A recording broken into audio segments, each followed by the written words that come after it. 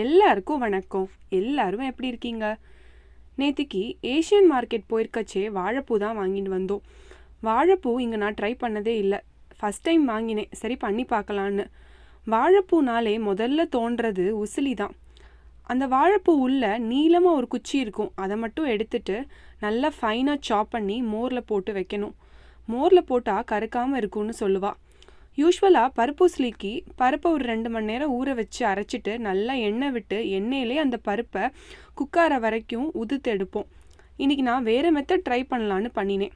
யூஸ்வலாக பண்ணுற மெத்தடில் நிறைய எண்ணெய் செலவாகிறது.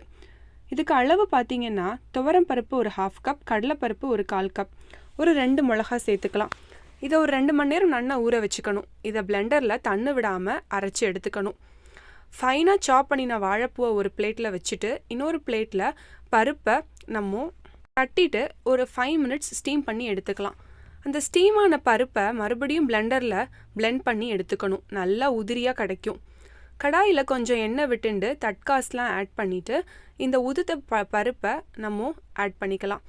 ஒரு ஸ்பூன் உப்பு, கொஞ்சம் பெருங்காயம் சேர்த்துக்கலாம். ஒரு 5 மினிட்ஸ் நல்லா ரோஸ்ட் ஆக வரைக்கும் வெயிட் பண்ணணும். லாஸ்ட்டாக ஸ்டீம் பண்ணின வாழைப்பூ சேர்த்துண்டு கொஞ்சம் கிளறிட்டு ஆஃப் பண்ணிக்கலாம். இந்த மெத்தடில் கம்மியாக ஆயில் விட்டு உசிலியும் நன்னா இருந்தது.